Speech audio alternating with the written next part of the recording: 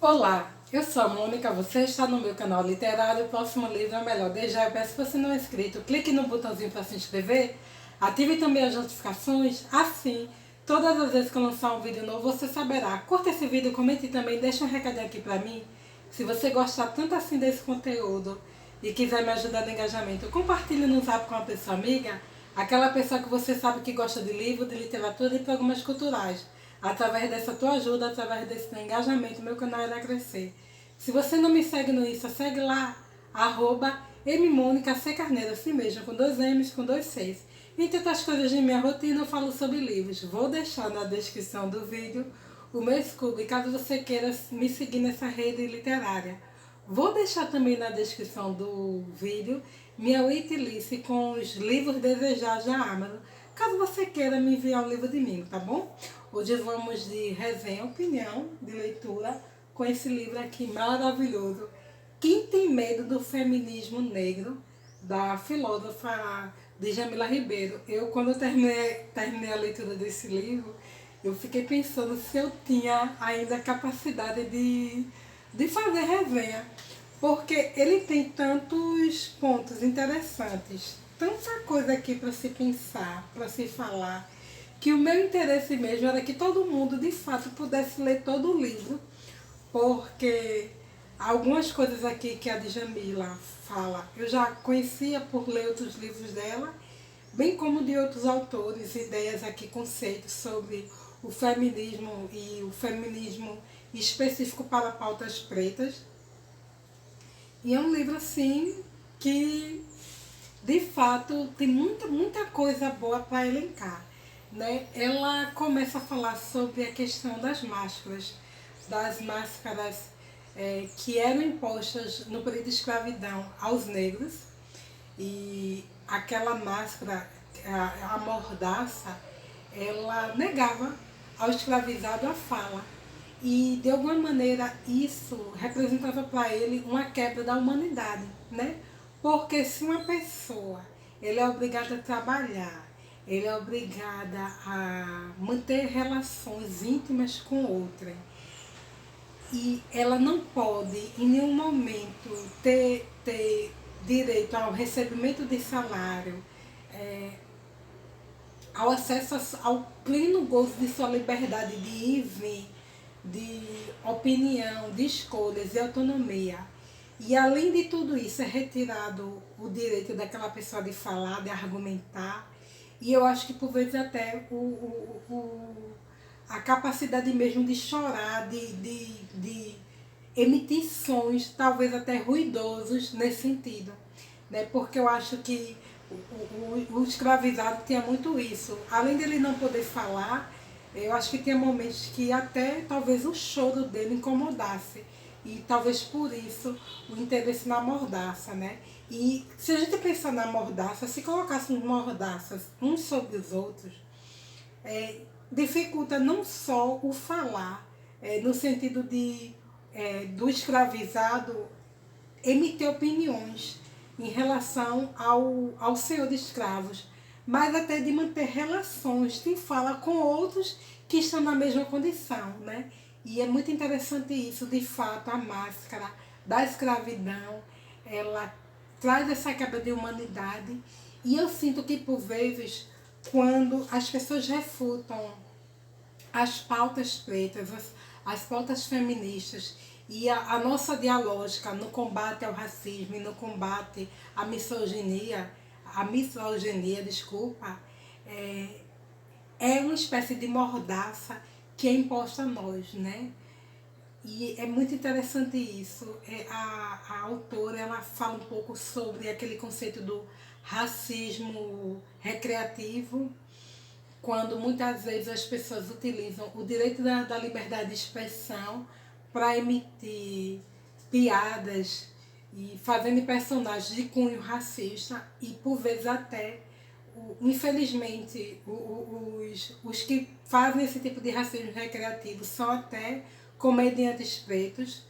Ela versa sobre a questão da relação do trabalho do negro escravizado até os dias atuais contemporâneos, trazendo realmente a luz e a lembrança de que os escravos eles tinham muito aquela coisa do trabalho doméstico sévio, na casa grande, nas fazendas, nos lares, e isso não passou muito em relação aos dias contemporâneos.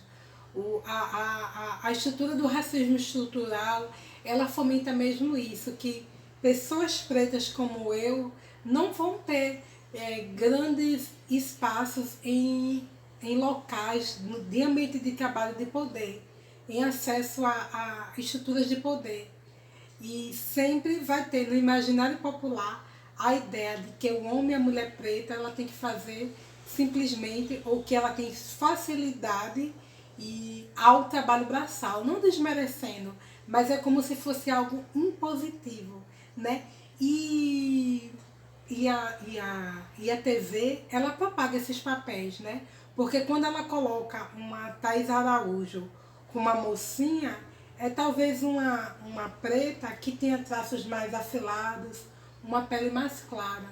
Mas é sabido que muitas atrizes pretas, como Zezé Mota e outras até mais antigas, passaram décadas na TV fazendo simplesmente papéis de empregadas domésticas, como se elas não tivessem talento para reproduzir outros tipos de personagens e desenvolver outros tipos de personagens na ficção. E é interessante a gente pensar, refletir sobre isso, apesar de que eu acho que hoje, graças a Deus, o negro ele tem sido melhor incorporado nas novelas. Mas existe também essa imposição de alguns papéis. É sabido, né? É sabido. Eu achei interessante porque a Djamila trouxe esse livro, ela faz também um compilado em relação a alguns escritos que ela fez em revistas, né? Porque a Djamila ela escreve para muitos expoentes.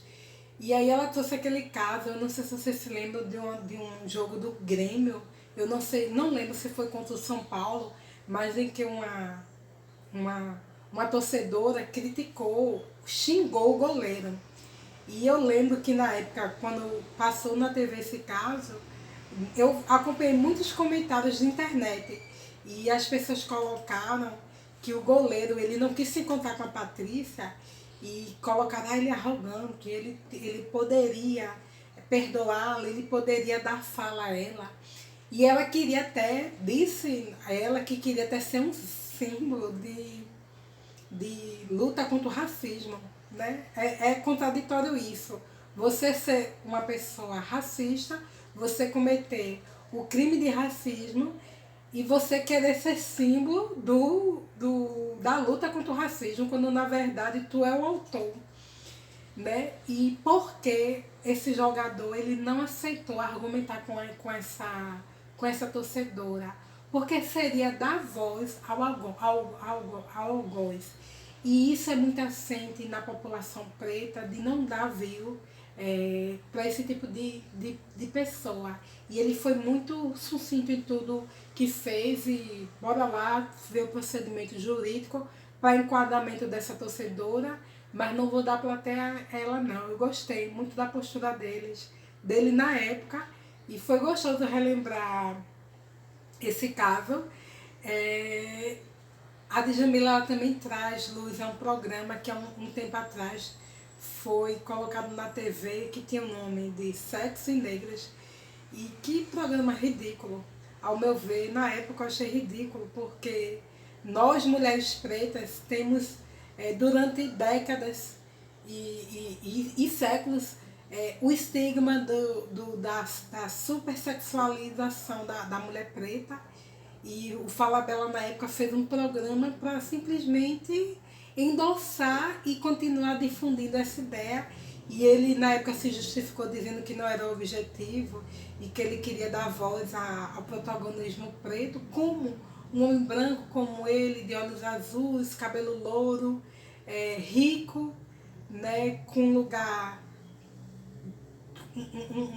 uma figura muito bem aceita no meio artístico e da TV, e vim com esse discurso de elite, né?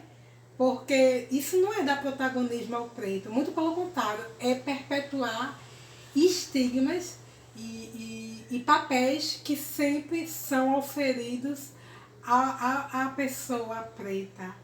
Eu achei interessante porque ela elenca muita coisa, mas também discorre um pouco sobre a questão do blackface e traz um pouco sobre o histórico desse blackface que foi feito no exterior. E o objetivo era pegar pretos e ridicularizá-los e fazer estereotipos mesmo em detrimento dos escravizados para entretenimento mesmo do aristocrata, do homem branco, do senhor de escravos, do homem rico, né?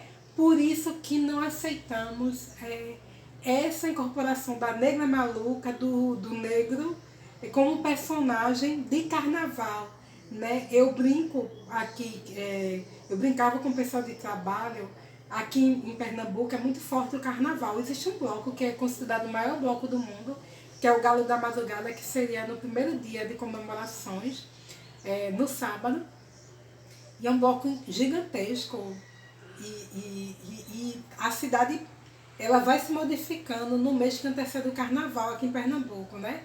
E eu brincava e dizia assim, é engraçado, porque só no carnaval homens e mulheres pretas são reis. Durante o ano inteiro a mídia nos reporta como simplesmente profissionais braçais, ou pessoas criminosas, ou pessoas de uma sexualidade muito aflorada. Mas no carnaval somos reis e rainhas, né? E é contraditório isso. E aí eu jogo para vocês para essa ideia, esse pensamento, para a gente refletir, né? Eu separei um trecho para ler. O som, como sempre, não ajuda.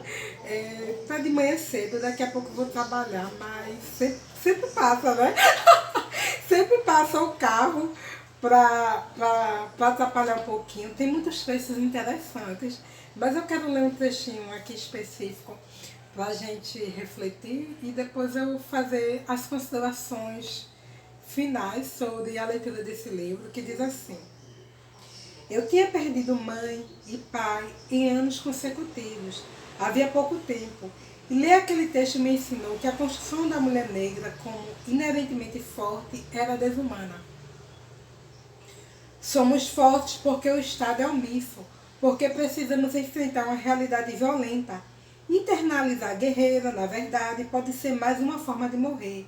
Reconhecer fragilidades, dores e saber pedir ajuda são formas de restituir as humanidades negadas. Nem subalternizada, nem guerreira natural, humana. Aprendi que reconhecer as subjetividades faz parte de um processo importante de transformação.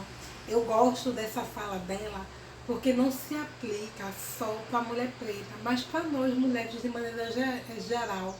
Existe um imaginário popular em que toda mulher ela nasce nessa mente forte e essa força ela não é assim, como também a questão da maternidade, que somos inerentemente preparados para a maternidade, somos inerentemente sensíveis e femininas e delicadas e frágeis. E esse tipo de imposição que a sociedade confere para nós é muito dura e muito impositiva, porque todo mundo tem sua fragilidade. E até mesmo ser mãe, que eu não sou, mas tenho meus sobrinhos e de alguma maneira a gente exerce esse papel maternal na família, é tudo uma construção. A gente vai aprendendo, né? Eu não tinha sobrinhos e de repente no dado momento nasceu minha primeira sobrinha. Ela já é uma adolescente, tem seus 17 anos, e eu e meus irmãos aprendemos a sermos tios, como minha irmã aprendeu a ser mãe, né? Então, assim, tudo são coisas que a gente vai no dia a dia trabalhando, desenvolvendo, aprendendo. E todos os dias a gente vai aprendendo um pouquinho mais. E tem dias que a gente é muito forte, tem dias que a gente não é tão forte assim, mas existe esse estigma da mulher preta como inerentemente forte. E isso também tem uma origem lá no processo de escravidão. Nessa gente pensar que aquela mulher escravizada, e aqui eu vou trazer a realidade brasileira, porque conhecemos muito bem dos engenhos. Aqui em Pernambuco teve muitos engenhos, no Brasil teve. E o escravo e a mulher preta, ela trabalhava o dia inteiro no campo, ela trabalhava dentro da casa em trabalhos muito pesados, e ela tinha que cuidar das suas crias na senzala e muitas vezes sofrer até os abusos do senhor. Então, assim, foi criado esse imaginário de mulher forte que não existe, né? Temos nossas fragilidades e precisamos perceber, entender isso para saber lidar com o dia a dia da melhor maneira possível, né? Eu sempre me pergunto, e a autora ela faz essa pergunta, quem pode falar sobre pautas pretas no Brasil e no mundo? Qualquer pessoa pode. Mas ela pergunta se todo mundo deve. E é algo que eu sempre me pergunto quando chega lá no mês de novembro, quando eu vejo várias editoras contemplando canais não pretos e booktubers e influencers não pretos para falar sobre pautas pretas. Ou muitas vezes canais que passam o ano inteiro no ostracismo editorial, mas que só são vistos naquele período para falar única e exclusivamente sobre pautas pretas. Todo ano eu faço, né, aquele vídeo sugerindo obras, leituras, e eu sempre me choco muito quando eu vejo canais fazendo de pessoas não pretas, falando sobre pautas pretas, e lá tem um engajamento do YouTube imenso, e as pessoas comentando, e maravilha, aplaudindo, mas muitas vezes não assistem um canal de nicho, ou simplesmente que não é de nicho, mas que tem uma pessoa preta, homem ou mulher, não importa. Então eu me pergunto o porquê dessas pessoas não darem o protagonismo às pessoas pretas. Eu não gosto de citar nomes nesse caso, mas eu vou citar um canal que eu acho muito bonito. Eu acho que tem a ver também com a tua formação, com a tua vivência de vida, com a tua inteligência. Eu acho muito bonito, porque eu acho que todo ano, em geral, Carol faz um vídeo falando sobre pautas pretas, mas eu acho muito lindo, né? No ano passado ela fez um vídeo e aí ela lançou vários canais sugerindo, dando dicas mesmo para que as pessoas que acompanham o canal dela, que ela é mulher branca, né? Conhecer esses canais, e eu acho muito bonito, né? Todo mundo pode falar, pode, mas a gente saber dar o lugar de fala a quem é de fato quem deveria ter, porque quando se tira esse protagonismo da pessoa preta, perpetua-se o papel do oprimido. E por que não dar fala a quem sofre esse processo histórico, cultural, de oprimido na sociedade, né? A autora ela traz essa questão do fetiche em relação à pobreza, e aqui ela fala de uma protagonista, né, Xuxa, nada contra a Xuxa, tá? Mas que fez em algum momento um vídeo aí, ela dentro de um carro, o carro para e vem meninos pretos e a abordam, né? E Xuxa, em pleno século XXI, utilizando a pobreza como meio de engajamento, né, para ela, para si, e esse fetiche da propaganda da pobreza. Eu acho sofrível isso, acho muito desnecessário. Quando eu fazia faculdade, eu tinha uns colegas que eram da área de comunicação e estavam entrando para essa área mesmo do jornalismo, da rádio mesmo, e eu sempre questionava a eles o porquê essa imposição também da propaganda para quando se fala de pobreza só que se coloca crianças pretas. Nunca vai ter uma criança ali de pele clara, loura e de olho azul. Como se... Porque isso é perpetuação de papel da propaganda, como se fosse algo impositivo de fato, que a pobreza vai sempre estar associada à pessoa preta. Claro que é predominante porque somos 66%, por exemplo, aqui no Brasil, de pretos. E a população brasileira tem muita desigualdade social. Mas quando é uma propaganda de uma marca de um perfume, de algo diferente, algo que se coloque crianças e o empoderamento e poder econômico, sempre vai ser a criança branca do olho azul, loura. Então é algo que a gente tem que pensar a respeito. A autora ela discorre sobre a questão da pessoa branca e ela diz que o branco não é necessariamente uma raça e, infelizmente, dentro da pessoa branca, em sua maioria, existe a cultura de que o branco culturalmente é universal, ou seja, ser um homem branco é universal. Ele não é racializado, né? E é interessante pensar a respeito disso, porque de fato essa concepção e a gente tem que desconstruir um pouco. É um conceito que eu confesso que eu preciso ler mais a respeito para trazer mais luz a essa ideia para vocês, mas acho importante citá-la. E aí ela vai fechando a obra falando sobre aquela cena icônica da Temer, né, casada com o Temer, e daquela capa icônica do Bela Recatada e do Lar. E nada contra quem é bela, quem é recatada e quem é do lar, mas foi uma propaganda velada para se contrapor à figura na época, presidenta Dilma, né? Porque ex-presidenta, porque Dilma, ela foge totalmente ao padrão que se espera de uma mulher, né? Não feminina, uma mulher que exercia um cargo de poder máximo em um país, e até por vezes considerada agressiva. E aí a Veja pega a Temer para impor que mulher é Temer, bela, recatada e do lar.